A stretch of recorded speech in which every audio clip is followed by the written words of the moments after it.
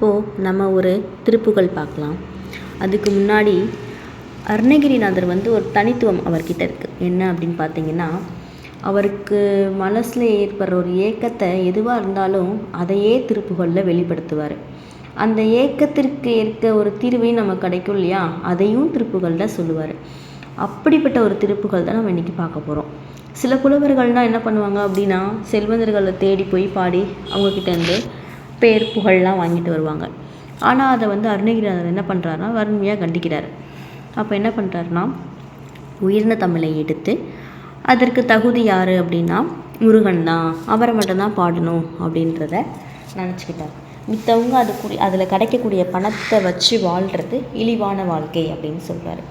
அப்படி முருகனை நம்ம பாடணும் அப்படின்னா நமக்கு ஒரு நல்ல ஒரு பாதையை முருகன் காட்டுவார் அப்படின்றத அருணகிரிநாதர் இந்த திருப்புகழில் அழகாக சொல்கிறாங்க.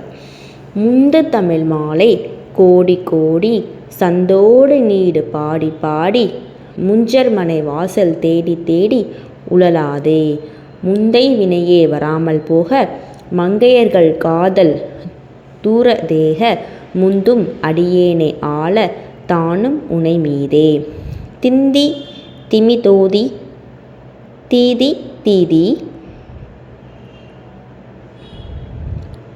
தந்தன தான தனதான தான செஞ்சனகு சேகு தாளத்தோடு நடமாடும் செஞ்சிறிய கால் விசால தோகை துங்க அனுகூல தீர பார்வை செம்பொன் மயில் மீது எப்போதும் வருவாயே அந்தன் மறை வேள்வி காவல்கார செந்தமிழ் சொல்பாவின் மாலைக்கார அண்டர் உபகார சேவர்கார முடிமேலே அஞ்சலி செய்வோர்கள் நோய்கார குன்றுருவ ஏவும் வேலைக்கார அந்தம் வெகுவாக ருபாகர எழிலான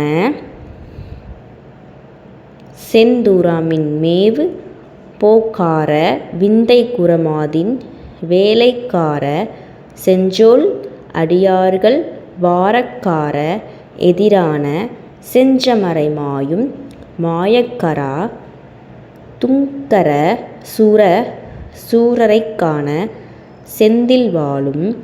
செந்தில் நகர் வாழும் ஆண்மைக்கார பெருமாளே அப்படின்னு அழகான இந்த பாடலில் ஃபஸ்ட்டு பகுதியில் அருணகிரிநாதர் அவரோட வேண்மையையும், அடுத்து முருகனை வழிபட நம்ம எப்படி மாறினார் அப்படின்றதையும் இதில் சொல்கிறாங்க.